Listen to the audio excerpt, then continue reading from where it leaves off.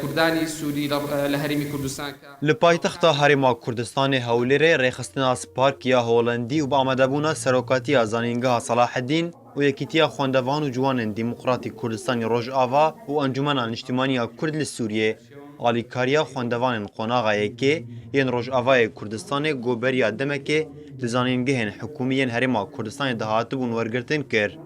Bi gotina berpirsê vê rêxistinê li Herêma Kurdistanê got ew ê her mehekê got xwendevan dewama zanîngehê bike و 340,000 دینارên Iraqî got dike $280 bide xwendevanan. هەر لە مانگی داهاتوشەوە دەست ئەەکەین بە باڵین تەزویلکردنی ناوی ئەو قوتابیانی کە ئاێ بۆ ساڵی ئایندا دابمەزنێن لە زانکۆکانی هەرێمی کوردستان. بودجەکەمان وەرەگرین لە حکوومەتی هۆڵنداوە. ئەگەر ئەمان بەردەوام 4 ساڵ بودجەکەمان بەنی ئێمەش توانین بەردەوام ئەو قوتابیانە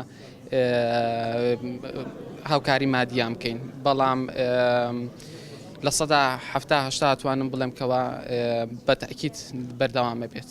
نەتەوەیەکە سەرکەوتنی rêxistina Sparkiya Holandî ji bilî alîkarkirina her mehê ya xwendevanan û $500 Amerîkî bide zanîngehên got îsal xwendevanên Rojavayê Kurdistanê wergirtine.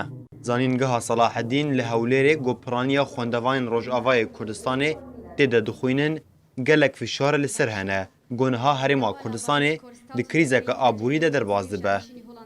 Rola me alîkariya ve xwendevana ev proja ya Spark û bi hemahengî gelme salê bêde hemahengî gelme em ê alîkarî bikin got ev qebûlatê ke hatin wergirtin salane bê.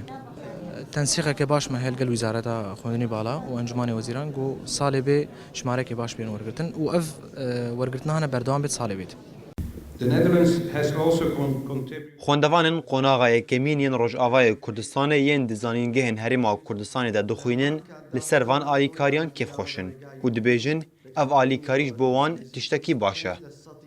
وأف يعني وضع كردستان هاجر نخوش بيجي تعديل مجد كي بس أف تقديم أف ما يجي معنا ويجي داما قال لي باشا راستي وقت ذكرك كي رجعوا كردستان ما أو روشة ولات ما تدا در بس به روشة كألوزية تدا در بس به أم كان بود در فتك بو أو تشتاك وأم بي خاندا خبر دوام بكن واز بهيفي ما خاندا كار وكي مجلس فرهنا دخازن أو در فتا دسوان كوي أو خاندا خاد بردوام بكن. Îsal zêdetirî 206 xwendevan ji Rojavayê Kurdistanê di zanîngehên Herêma Kurdistanê de hatin wergirtin. Got piraniya wan ji beriya 2 salan ve navên xwe ji bo wergirtinê di zanîngehan de tomar kiribûn. Raman Hiso Ark, Hewlêr.